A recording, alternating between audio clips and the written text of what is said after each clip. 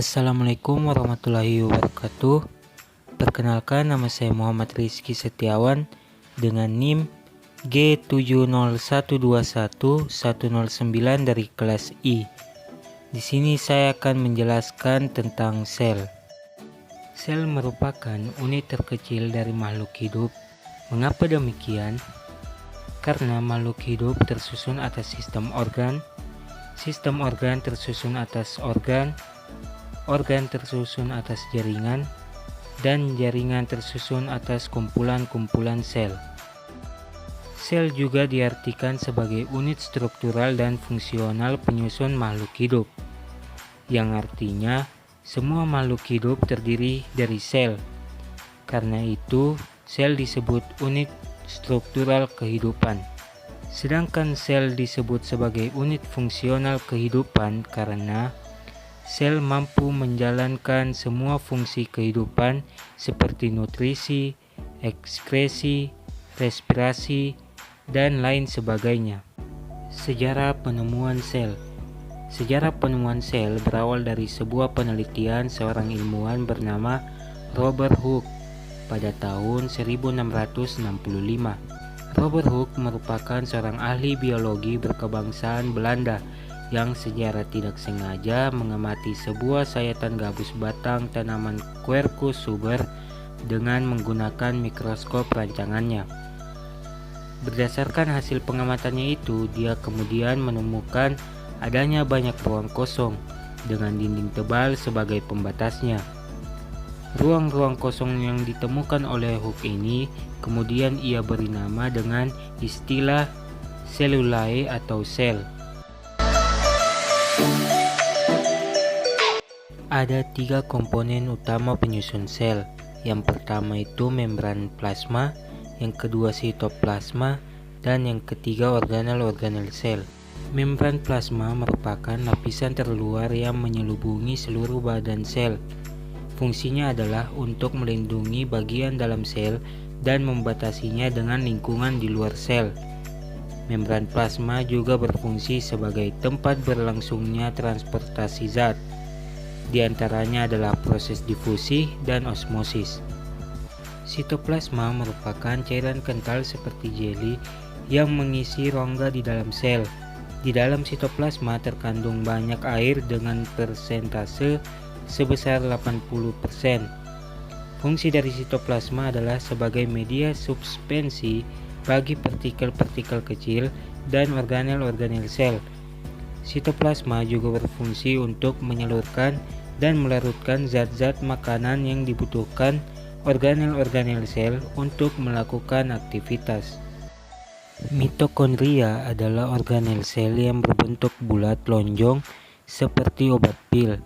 Fungsinya adalah untuk menghasilkan energi atau respirasi sel.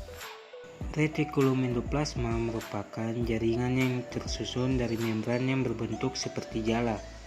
Retikulum endoplasma terbagi atas 2. Yang pertama, retikulum endoplasma kasar, dan yang kedua, retikulum endoplasma halus.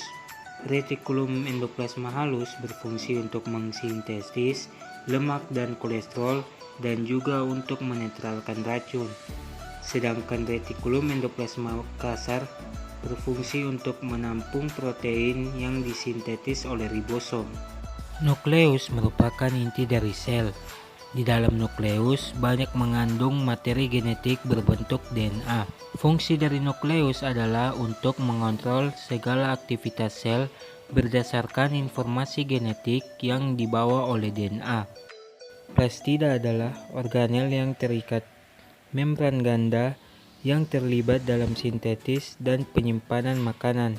Plastida yang mengandung pigmen hijau atau klorofil disebut kloroplas. Plastida secara umum berperan penting sebagai tempat berlangsungnya fotosintesis tumbuhan. Vakuola berbentuk seperti karung yang di dalamnya terdapat cairan yang mengandung senyawa organik dan anorganik. Vakuola memiliki membran yang disebut sebagai tenoplas. Fungsi vakuola adalah sebagai tempat menyimpan zat-zat makanan seperti protein dan zat gula. Dinding sel hanya terdapat pada sel tumbuhan. Dinding sel berfungsi melindungi sel serta mempertahankan bentuk sel. Sentriol merupakan bagian dari sentrosom. Sentriol akan berubah menjadi sentrosom pada saat suatu sel akan membelah dalam perubahan tersebut, yang ditandai dengan adanya pembentukan sentriol yang saling berpasangan. Sentriol berperan dalam pembelahan sel. Peroksisom merupakan organel yang menyerupai kantong agam berbentuk bulat, mengandung butiran kristal dan diselubungi oleh membran tunggal. Fungsinya adalah untuk menghasilkan enzim oksidase dan katalase, memecah asam lemak menjadi bahan bakar untuk respirasi sel. Di dalam sel hati, peroksisom menetralisasi racun, alkohol, dan senyawa berbahaya lainnya. Glioksisom adalah sejenis peroksisom yang ditemukan pada jaringan lemak dari biji tumbuhan. Fungsinya adalah untuk menghasilkan enzim yang dapat mengubah asam lemak menjadi gula. Sitoskeleton merupakan kerangka sel yang kuat dan lentur yang berupa jalinan serabut yang tersebar di seluruh sitoplasma. Fungsinya yaitu untuk menyokong dan mempertahankan bentuk sel.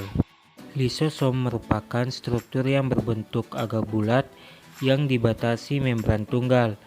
Lisosom memiliki ukuran diameter 1,5 mikron. Lisosom berperan aktif dalam fungsi imunitas. Lisosom berperan dalam pencernaan intrasel, misalnya pada protozoa atau sel darah putih.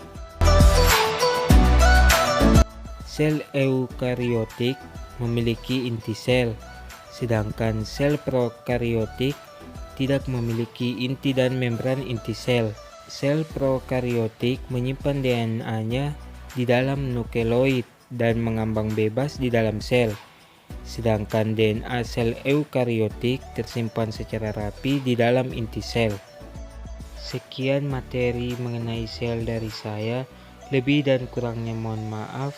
Assalamualaikum warahmatullahi wabarakatuh.